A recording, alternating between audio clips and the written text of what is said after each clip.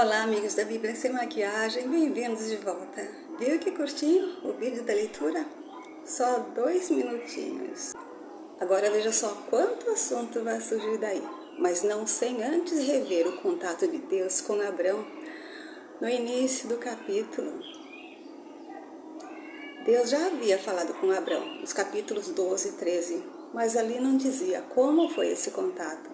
E também Abrão nunca disse nada.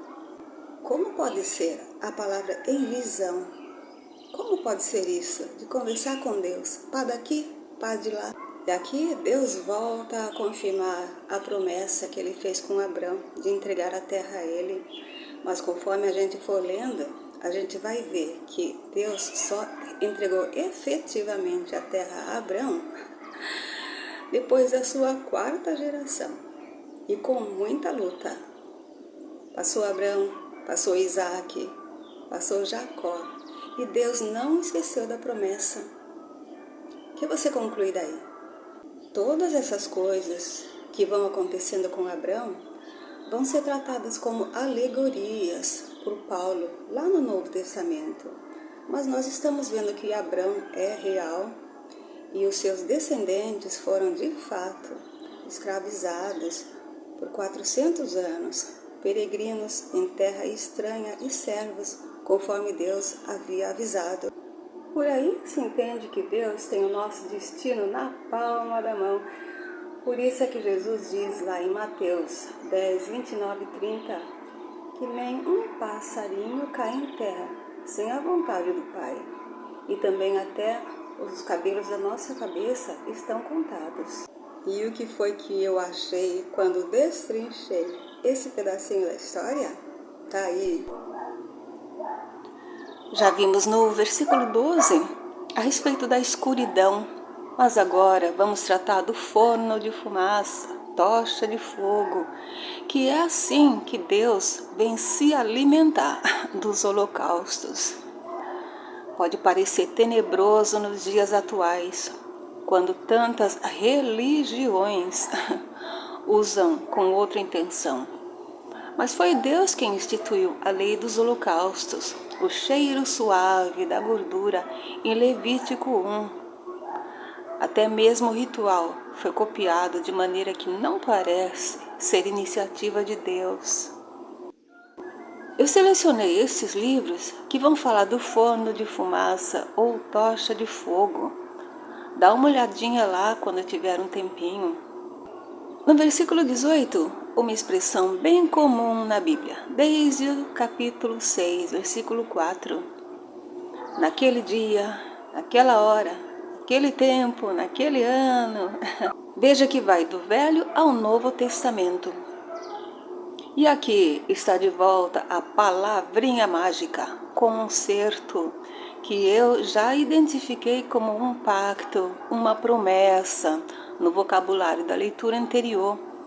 Mas agora eu achei bom adiantar, segundo Crônicas 13:5, porque aí o rei Abias está se referindo ao pacto de Deus com Davi em 1 Reis 11:36, sobre ter sempre uma lâmpada de Davi sobre Israel. E ele está relacionando Levítico 2:13, que é onde Deus pede para ter sempre sal nas ofertas de manjares. O rei Abias chama a soberania de Davi de concerto de sal. Seguido neste mesmo versículo 18, a extensão da terra que Deus promete a Abrão. Observe como há divergência de localização entre este ponto e o Êxodo 23:31 ou Josué 1:4. Vai haver mais leituras divergentes no decorrer da história. Às vezes é o mesmo lugar com nomes diferentes, como em Jeremias 2:18 ou Josué 13:3 ou 1 Crônicas 13:5, onde o rio Nilo é chamado de Sior, ou ainda são apresentados metaforicamente. Por exemplo, em Isaías 8:7, as águas do rio, fortes e impetuosas, representam o rei da Assíria. Em Jeremias 2,18, o caminho da Assíria para beberes a água do rio Eufrates, que é o rio da Assíria. Já conhecemos o rio Eufrates desde o capítulo 2,14. Lembra do Jardim do Éden? Os dois são chamados de Grande Rio, em Amós 8:8, 9:5. O Grande Rio é o rio do Egito, o Nilo. Em Deuteronômio 1:7 ou Josué 1:4, o Grande Rio é o Eufrates.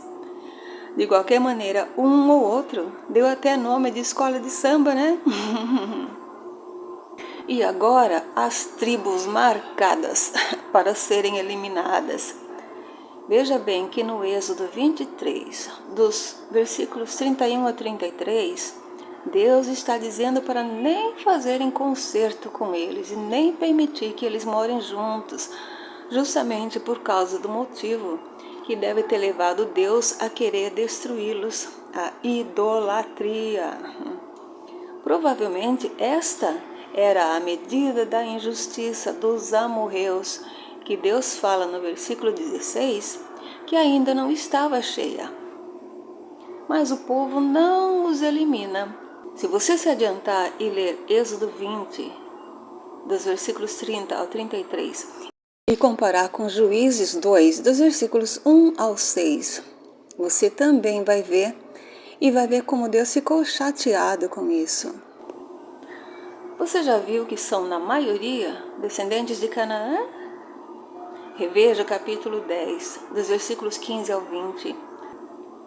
Isto faz com que eles possam ser agrupados como cananeus. O que os separou para formarem essas tribos diferentes é que não se explica em lugar nenhum da Bíblia. Será que tem a ver com a confusão da Torre de Babel, quando Deus confundiu as línguas e espalhou o povo, no capítulo 11? Os refaíns, que já apareceram no capítulo 14, versículo 5, e voltam a aparecer em Isaías 17:5, não fazem parte dos descendentes de Canaã no capítulo 10, nem o Cadmoneu, que aliás eu não vi em outro lugar a não ser aqui. Tchará! Confusão na área quando se trata dos queneus ou quenezeus. Em 1 Crônicas 2:55, consta que os queneus vieram de Amate. No capítulo 10:18, daqui do Gênesis, vemos que o Amateu também é descendente de Canaã. Em Juízes 1:16, consta que o sogro de Moisés era queneu, tal qual um Éber, que aparece em Juízes 4:17, 5:27, e depois reaparece em Números 24, dos versículos 21 ao 24. A pergunta que fica no ar é: o sogro de Moisés era cananeu, descendente de Amate? Ainda outra confusão com relação ao nome dado às tribos. Por exemplo, temos um Kenaz, neto de Esaú, em Gênesis 36:11, outro Kenaz em Juízes 1, versículo 13, irmão de Calebe. Pela linha de raciocínio mais natural, era para esta descendência, a de Kenaz, ser dos queneus, você não acha? Aliás, o que não falta é Kenaz na Bíblia. O mesmo Calebe vai ter um neto chamado Kenaz. Está em 1 Crônicas 4:15. Só que no livro dos Números 32:12, diz que Calebe é filho de Jefoné, ou Quenezeu. Bom, Jefoné é da tribo de Judá. É o que diz em Números 13:6. E Judá é da família de Sem. Então, está lançada a campanha Queneu versus Quenezeu. Deixe seu palpite logo abaixo. Participe desse quebra-cabeça. Eu te disse que aqui tem tudo. E não se preocupe em acertar, porque nem os historiadores têm certeza. Entre na brincadeira e comece a fazer comentários. Você vai ver como é gostoso estudar a Bíblia assim, livremente. Bem, por hoje era isso. A Bíblia sem maquiagem volta logo para começar o capítulo 16. Até breve!